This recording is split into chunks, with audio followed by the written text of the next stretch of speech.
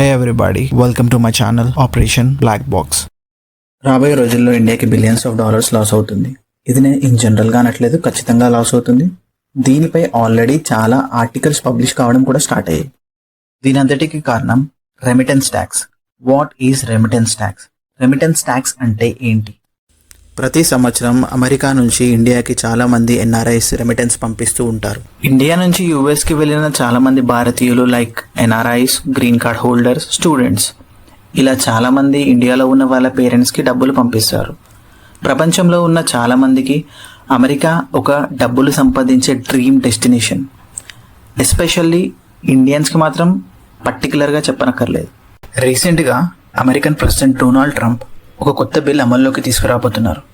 దాని పేరే one big beautiful bill. US నుంచి వాళ్ళ హోమ్ కంట్రీ, మాతృదేశానికి ఎవరైతే డబ్బులు పంపిస్తారో వారికి ఈ బిల్ వల్ల వారు సెండ్ చేసే యాక్చువల్ అమౌంట్ పై 5% ట్యాక్స్ పడుతుంది. ఈ ట్యాక్స్ ఎస్పెషల్లీ యూఎస్లో ఉండే ఇండియన్స్ పై చాలా ఇంపాక్ట్ పడబోతుంది. యూఎస్లో ఆల్మోస్ట్ 45 లక్షల మంది ఇండియన్స్ ఉంటే దాంట్లో 35 లక్షలు proper Indian origin and rest 10 లక్షల మంది ఇండో అమెరికన్స్. ఈ లా అమల్లోకి వస్తే భారతీయులు ఎవరైతే ఇండియాకి డబ్బులు పంపిస్తారో దానిపై కంపల్సరీ 5% ట్యాక్స్ ఎక్స్ట్రా పే చేయాల్సిందే. దీనివల్ల చాలా ఇండియన్స్ ఆర్థిక ఇబ్బందులు పడబోతారు.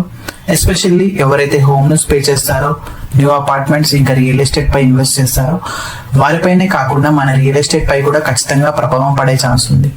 ఈ ఇష్యూ వల్ల రెమిటెన్స్ పై ఆధారపడే ఇండియన్స్ ఇంకా వేరే విధంగా ఎలా అఫెక్ట్ అవుతారో కింద కామెంట్స్ రూపంలో మెన్షన్ చేయండి. రానున్న రోజుల్లో ఏఐ వల్ల జాబ్స్ పై చాలా ఇంపాక్ట్ పడుతుందని CEOs from Nvidia, open AI, Microsoft, Google ఇలా చాలా మంది ఆల్రెడీ వార్న్ చేశారు. దీనివల్ల చాలా ఎన్ఆర్ఐస్ ఇండియాలో రియల్ ఎస్టేట్ పై బాగా ఇన్వెస్ట్ చేశారు. One main reason for this tax is to impact flow of money from NRIs to India.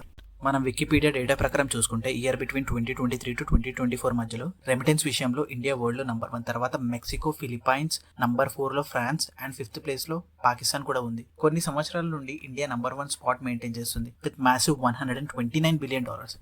దరిదాపుల్లో కూడా ఏ దేశం లేదు, రాదు.